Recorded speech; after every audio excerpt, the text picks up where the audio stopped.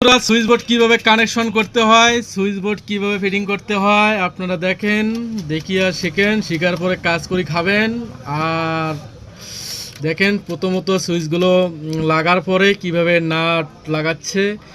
এই যে এইভাবে নাটগুলো লাগিয়ে দিবেন, এইভাবে সুন্দর করে।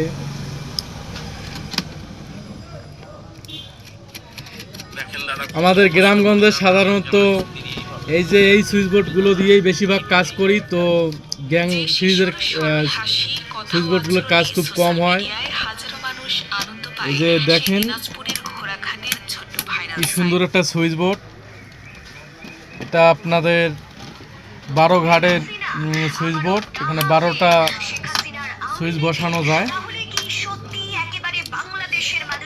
এই যে উপরে দিছে এখানে এই যে cut out, board cut out, এদিকে ইন্ডিকেটার, এই যে ইন্ডিকেটার মানে উপরে দিতে হবে আপনার বোর্ড কাট আউট, ইন্ডিকেটার এটা দিতেই হবে,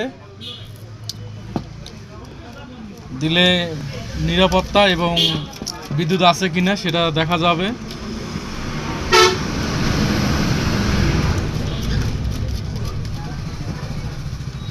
তো এইভাবেই সুইচ বোর্ডটা সর্বপ্রথম নাটগুলো নাগিয়ে নেবেন, নাগার পরে তারপরে ভিতরে ওয়ারিংয়ের কাজ আছে, সে ওয়ারিংয়ের কাজগুলো দেখেন কিভাবে পরবর্তীতে মানে আস্তে আস্তে কাজ চলছে। দেখেন, দেখলেই আপনারা সুইচ বোর্ড কানেকশন নিজেই করতে পারবেন, আপনার বাড়ির কাজ আপনি নিজেই করতে পারবেন,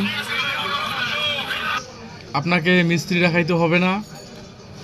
আর মিস্ত্রি তো ইলেকট্রিক মিস্ত্রি দেখাইলে জানেন যে অল্প একটু কাজ করলে 200-300 টাকা করে দেওয়া লাগে, তো এই টাকাগুলো আপনাদের বাঁচবে। নিজের কাজ নিজে করলেই মানে খুবই শক্তপোক্তভাবে কাজ করা যায়।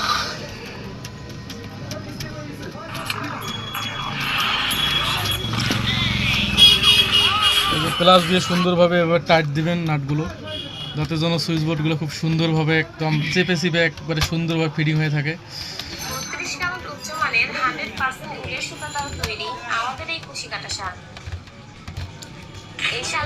আমাদের এই ভিডিওটা যারা দেখছেন তাদেরকে অনেক ধন্যবাদ।